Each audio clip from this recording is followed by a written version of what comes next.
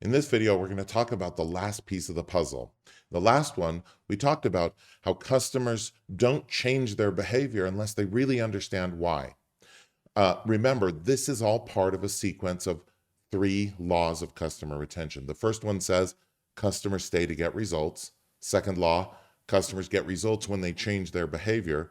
And the third is customers change their behavior when they know why and how to change. So this is that last piece. We talked about establishing for customers, working with them to clearly articulate their why. What's the result, the key result? How will it be measured? What are their expectations about it, etc. You can't figure out how to change. You can't establish for customers clearly a plan for what they'll have to do to achieve results unless it's clear what those results are. So, okay, that leaves that last piece then. Let's say you've done all this. You've got a customer now who has a clear concept of what result they're going to achieve. It's achievable. The time frame is right. We understand it. So now we have to put that last piece in place. And if you think about it, this is really important. This is the fundamental expertise that many customers lack. And actually, it makes sense to some degree because obviously, if they knew this stuff, they probably wouldn't need us, right? So we have customers who do arrive knowing clearly what they're doing, but most of our customers don't. And so we have to work with customers. In fact, this is our biggest opportunity to drive higher retention. We work with customers to create a plan and to guide them through the process of the key behavior changes that will produce success. And so that's why I always say you can't make customers successful generically. You can only make them successful specifically. And what I mean by that is details matter. In any given business, there are specific things that the successful customers do, the most effective customers, that produce the results they're getting that less successful customers are not doing. Knowing what those are, and in fact, in what order they're done, is really important. That's the essential expertise that we need in order to drive successful customer behavior change. And okay, most of the customers that are churning don't know this. So establishing it, collecting that expertise together is really important. Where do we learn it?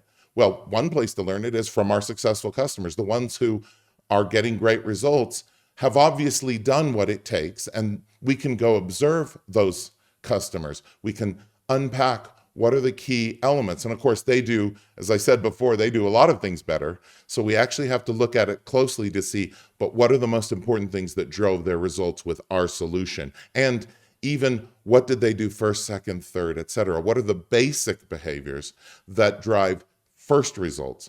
Because here's the other point. When you look at customers who get results, we talked about how much longer their lifespan is. That's the primary driver and predictor of customer retention. Well, okay, does it matter how much results they get? Yes, it does to some degree. Customers who get phenomenal results stay longer than customers who only get a little results. But what's really interesting is getting any results at all is massively better in terms of retention than no results. And in fact, when you look at your overall customer churn, customer retention problem, the biggest single opportunity to drive huge improvements in retention is to focus on the customers who are getting no results and get them to first results. That's a really key thing. And it's a great benefit to us. It's actually a gift. Why?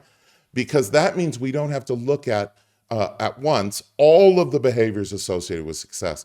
We can really just focus on what are the first most fundamental behaviors that drive first results. Of course, we're interested in all of the behaviors because we want to build a long-term, pathway to better and better results for all of our customers. But if we want to drive down churn, the biggest initial opportunity is to figure out what are just the few behaviors that are most essential for customers who are getting no results to get some results. Okay, so what are these behaviors? What do they have to do? Well, the answer obviously depends on what business you're in. And as we talked about, exactly what result they're trying to achieve. So that's why the precision in defining the result, its metric, its timeline, etc., is so important. I can't tell you exactly what you need to do until I know exactly what a result you expect. And even two customers who expect the same result, what we'll need to do in each case will vary depending on when, right? So one customer might have a 2-year timeline when they expect that result to be achieved. The other customer thinks they'll get there in 6 months. Well, even that will make a difference in our plan, what they need to do to get that result. And this is how I define expertise, which is a clear understanding of exactly how customers achieve results. And that doesn't mean knowing everything about a customer's business or industry. The essential customer expertise is knowing the few key behaviors that enable them to start getting results. Well, the good news is you almost certainly already know what these are. Think about it this way. Imagine a new customer comes along and asks you to tell them exactly what they should do to get good results. What would you advise that customer to do? Specifically, what are the steps and in what exact order? What would you suggest they do first, second, third, etc.? Write that down. That's what I mean by expertise. This is really powerful knowledge, right? And this is why you can't figure out how to make customers successful by studying failed customers, because the failed customers obviously didn't do these things.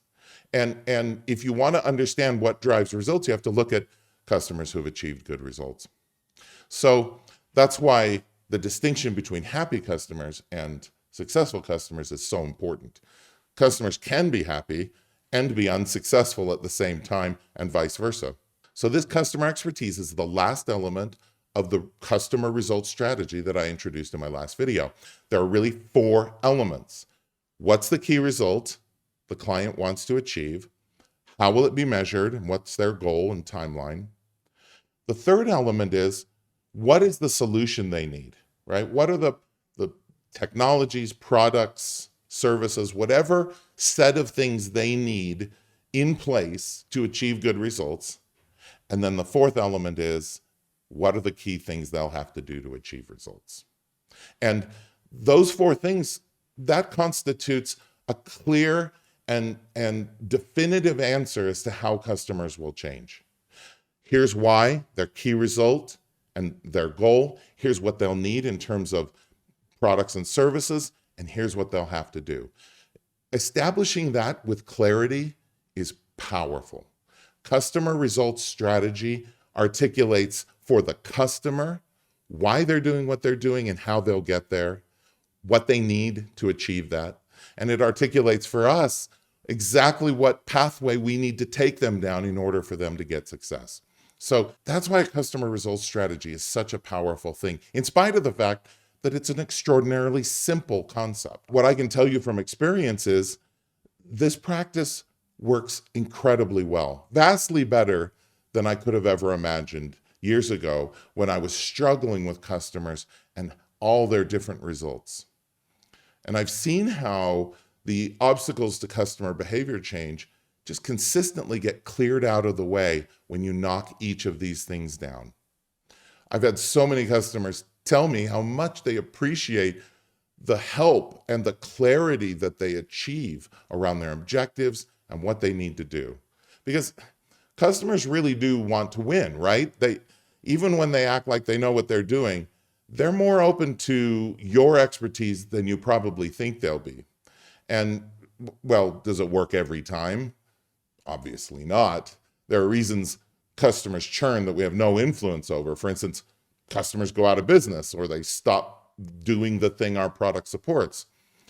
These obviously aren't things we can realistically solve. But the good news is we don't have to. Our data and our experience shows that even in high volatility industries where there's a lot of companies going out of business, it accounts for only a pretty small, really tiny fraction of churn. And you know, the other thing to understand is that this idea that there will be no churn, zero churn, this is not a serious idea. I mean, there will always be churn. And in fact, it's not even a desirable objective because we make bets on customers, right? And in order to grow. And so, you know, this idea that we would have zero churn it really just means zero growth. And in any case, it's irrelevant because the fact is that there's a point at which churn is low enough that growth is very robust. And vastly too many companies are operating with churn that's too high, that's limiting their growth.